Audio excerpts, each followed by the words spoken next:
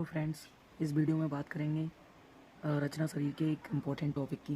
जैसा कि हमने पहले वीडियो में बता चुके हैं मासानुमासिक वृद्धि के बारे में। तो अब इस वीडियो में पढ़ेंगे कोष्ठ शब्द की व्याख्या, मीन्स कोष्ठ पढ़ेंगे और कोष्ठांग पढ़ेंगे। फिर नेक्स्ट वीडियो में पढ़ेंगे आशय।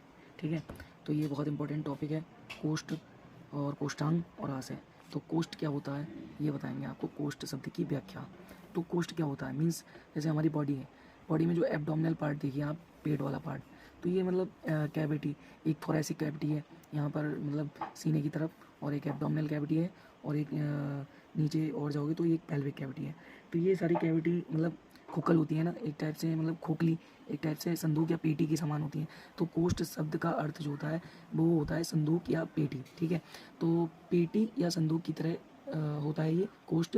तो इसमें क्या है, संदूक में कोई भी चीज़ रखते हैं और पेटी में या कोई चीज़ रखते हैं तो वो सेफ करने के लिए रखते हैं, सुरक्षित करने के लिए रखते हैं ना।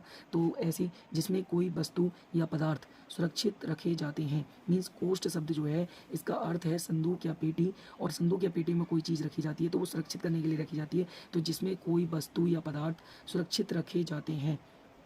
इस अर्थ को आधार मानकर, मीन्स इस अर्थ को ये माना कि संदूक या पेटी है, उसमें कोई सुरक्षित रखने के लिए कोई भी वस्तु या पदार्थ को रख सकते हैं, तो उस आधार पर क्या है, हमारे शरीर के मध्य भाग को कोष्ठ माना गया है, कोष्ठ कहा गया है। ठीक है, तो सुश्रुत ने क्या कहा है, अंतरादि शरीर मध्यम भाग थी, मीन्स अंतरादि एज कोष्ठ के पर्याय को कहा है, और शरीर के मध्य भाग को ही क्या कहा है, कोष्ठ कहा है। ठीक है, तो कोष्ठ में क्या क्या चीज़ें आती हैं हमारे कोष्ठ में, देखिए आमाशय आता है, आमाशय मीन्स स्टमक आता है, अग्न्याशय मीन्स पैनक्रियाज आता है, और पक्वाशय मीन्स इंटेस्टाइन, और मूत्राशय यूरिनरी ब्लैडर, रक्ताशय लीवर और स्प्लीन वगैरह, ये हमारे एब्डोमिनल कैविटी में ही होते हैं ना।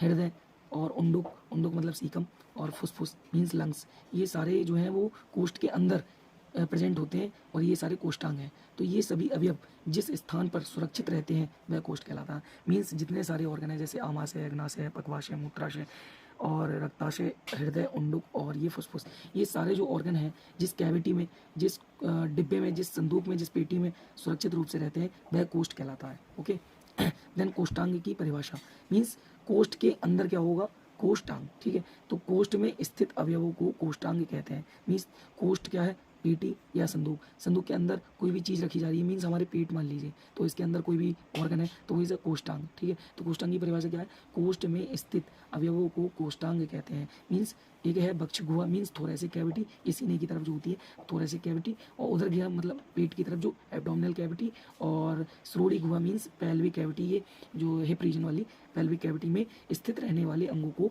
कोष्ठांग कहते हैं। मीन्स इन तीन कैविटी के अंदर जो भी ऑर्गन स्थित है, जो भी चीज़ें स्थित है, उन्हें कोष्ठांग बोलते हैं। ठीक है, यहाँ पर कोष्ठांगों की संख्या की बात करेंगे तो कोष्ठांगों की संख्या आचार्य चरक के अनुसार होती है 15।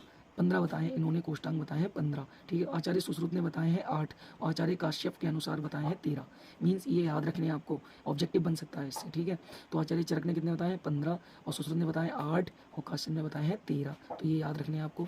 और इसके बाद करते हैं कोष्ठांगों के नाम, मीन्स चरक ने कौन कौन से बताए हैं, कितने बताए हैं, और ये सारे पढ़ने हैं आपको।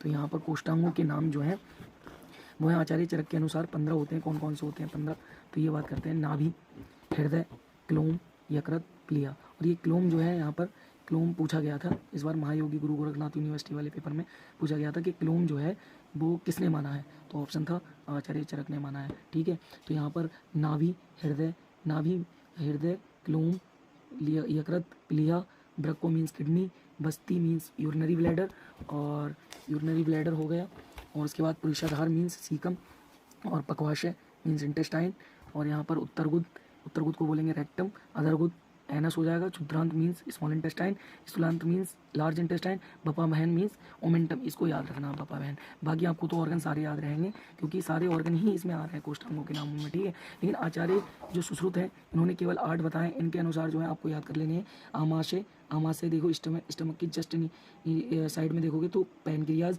तो अग्नाशय, और फिर उसके नीचे जाओगे आप तो इंटेस्टाइन आ जाती है, और उसके नीचे भी जाएंगे इंटेस्टाइन के नीचे भी तो यूरिनरी ब्लैडर आ जाता है, और फिर ये रक्ताशय में 2 चीज़ें आ जाती हैं, स्प्लीन और लीवर, और यहाँ पर हृदय और उंडुक को बोलते हैं सीकम, और फुसफुस, ये जो है वो सुश्रुत के अनुसार है। तो ये इतने सारे ऑर्गन जो हैं आपको लर्न करने हैं, याद करने हैं। और कोष्ठांग की परिभाषा जो है, कोष्ठ शब्द की जो व्याख्या है, कोष्ठांग की जो परिभाषा है, और आचार्य चरक और उनके अनुसार जो संख्या बताई गई है वो आपको याद करनी है। तो मिलते हैं नेक्स्ट वीडियो में, तब तक के लिए बाय।